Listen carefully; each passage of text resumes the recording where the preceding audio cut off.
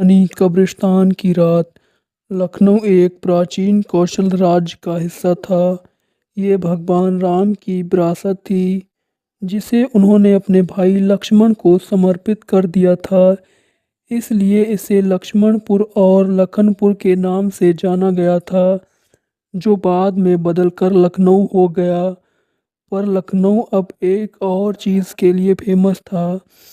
इसे इस शहर से जुड़ी हुई भूतिया कहानियाँ। जब लखनऊ विश्वविद्यालय के लाल बहादुर शास्त्री हॉस्टल में पढ़ने वाले तीन दोस्त सोनू, विशाल और रोहित के बीच शर्त लगी कि किसमें इतनी हिम्मत है जो कब्रिस्तान के अंदर एक रात बिता सके, क्योंकि यहाँ वो कब्रिस्तान है जिसमें 1857 में मारे गए अंग्रेज़ों को दफनाया गया था। और उन दोस्तों में से विशाल ने हिम्मत दिखाई और शर्त मान ली। अगले दिन तीनों दोस्त विश्वविद्यालय से निकले और नाबदा कॉलेज पक्का पुल के रास्ते होते हुए कब्रिस्तान के पास पहुंच गए। रात के करीब 1 बज चुके थे। सन्नाटा छाया हुआ था और सड़क पर भी एक ही दो गाड़ी वाले नजर आ रहे थे। तीनों दोस्त कब्रिस्तान में पहुंचे और चारों ओर की दीवार टूटी हुई थी। कोई भी आसानी से अंदर आ जा सकता था। रात के करीब 1:30 थे। सोनू ने, ठीक है विशाल, कल मिलते हैं अगर तुम जिंदा रहे तो। विशाल, अरे जिंदा क्यों नहीं रहूँगा, मुझे भूत से डर नहीं लगता। और जब डर ही नहीं लगता तो फिर किस बात का डर। इतना कहकर विशाल जोर जोर से हंसने लगा। सोनू और विशाल आपस में बातें कर रहे थे, पर रोहित आसपास की कब्रों को बड़े गौर से देख रहा था और कब्रों के ऊपर लिखे गए नामों को बारी बारी से पढ़ते हुए बड़बड़ा रहा था। सोनू, रोहित तू कब्रों को इस तरह से क्यों देख रहा है? यहाँ सारी कब्रें मर्दों की हैं, किसी लड़की की नहीं, ठरकी इंसान। विशाल, इसका बस चले तो लड़की को कब्र से निकाल कर बोले, आप बहुत सुंदर लग रही हैं, क्या आप मेरी गर्लफ्रेंड बनेंगी? ये सुनकर सोनू और विशाल जोर जोर से हंसने लगे। जो हंसी पूरे कब्रिस्तान में गूंज रही थी। रोहित, अरे नहीं सोनू, मैं तो इन कब्रों पर लिखे नाम पढ़ रहा था, क्योंकि पिछले हफ्ते जब मैं अंजलि के साथ यहाँ घूमने आया था तो यहाँ थॉमस हे की कब्र इस कब्र के आखिर में थी। और मुझे इसलिए याद है क्योंकि मैंने इसी कब्र के पास से फूलों को तोड़कर अंजलि को दिया था। रोहित की बात सुन सोनू और विशाल भी एक पल के लिए सोच में पड़ गए। सबके मन में सिर्फ यही सवाल था कि आखिर कब्र एक जगह से दूसरी जगह कैसे जा सकती है। और इस बात की पुष्टि इस बात से हो रही थी कि रोहित के तोड़े हुए फूलों की पत्ती अभी भी मुरझाई हुई कब्र के पास ही थी। विशाल, अच्छा ठीक है, अब मुझे और उल्लू मत बनाओ। मुझे डराने की तुम्हारी सारी कोशिश किसी काम की नहीं। मैं सब समझ गया। मैं इस कब्रिस्तान में अब कल सुबह ही निकलूँगा, वो भी जिंदा। चलो जाओ, अब तुम दोनों मुझे अकेला छोड़ दो। विशाल की बात सुन सोनू और रोहित कुछ नहीं बोले और आपस में बात करते हुए कब्रिस्तान से बाहर आ गए।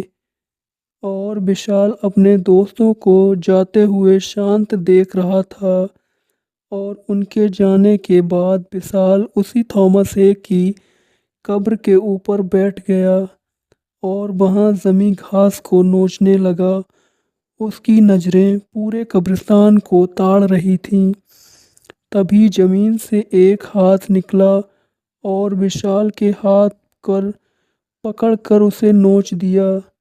उसने जब आसपास देखा तो उसे कोई भी दिखाई नहीं दे रहा था और जब उसकी नज़र अपने हाथ पर गई तो हाथ पर किसी को नाखूनों से नोचा गया था जिससे उसके हाथ से खून निकल रहा था।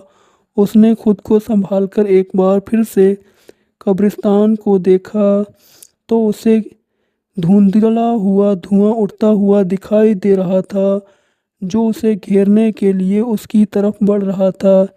इससे पहले वो कुछ समझ पाता, धुएं ने उसे घेर लिया जिसकी वजह से उसका दम घुटने लगा और फिर अगले ही पल उसे गोली और तलवारों की आवाज़ें सुनाई देने लगीं और ठीक उसकी आंखों के सामने स्वतंत्रता सेनानियों ने अंग्रेज़ों के हुकूमत के सिपाहियों को उन्हीं बंदूकों से सीना छल्ली कर रहे थे और तलवारों से उनका जिस्म, उनकी गर्दन दोनों काट रहे थे। और ये सब विशाल के सामने हो रहा था। इतना सारा खून और मौत की चीखें सुनते ही विशाल की सांसों की गर्माहट बढ़ गई, पर उसमें वो पहले कुछ समझ पाता या इस सदमे से निकल पाता।